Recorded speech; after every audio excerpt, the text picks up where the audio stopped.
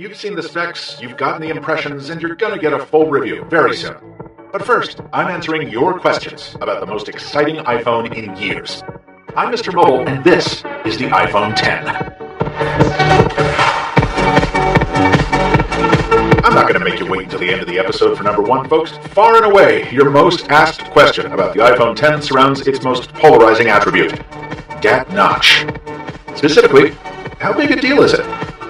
Well, this is a question I've actually tackled rather recently on another high-profile smartphone, so allow myself to quote myself. This is something I expected to be annoyed by every time I looked at the phone, but I actually came to like the quirky personality it lends to the design.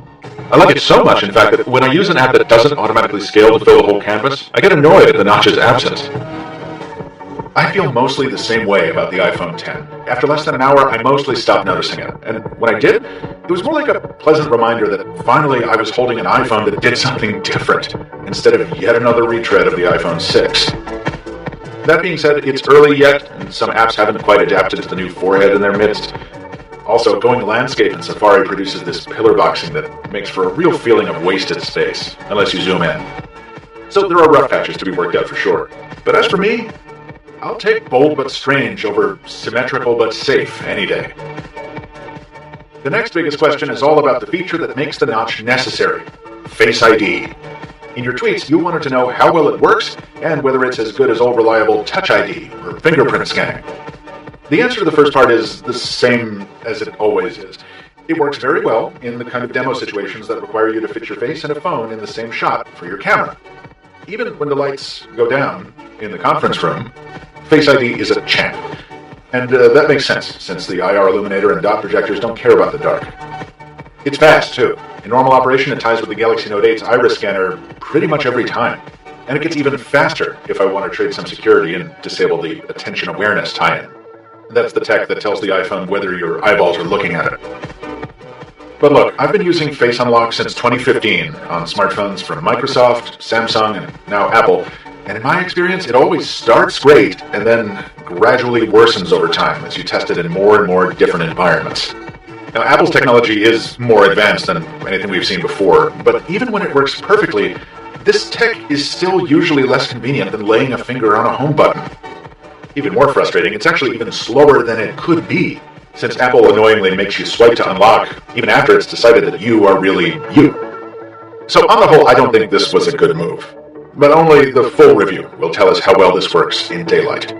Speaking of, subscribe to the Mr. Mobile on YouTube so you don't miss it. Displays are the buzzy things to talk about in smartphones today. Thank you / I'm so sorry, Google Pixel 2 XL. So, many of you wanted to know how Apple's first OLED display looks in person. It's quite striking, and it's certainly nice to see Apple fans finally getting those OLED advantages. Apple also appears to have tuned this display quite well. It looks better in person than it does in this video, because of white balance issues caused by the lighting at the venue. Still, coming as I am from the Android world, this display just seems good to me. After all, the Galaxy Note 8 can get twice as bright as the iPhone X, and its Galaxy S siblings have it beat here too.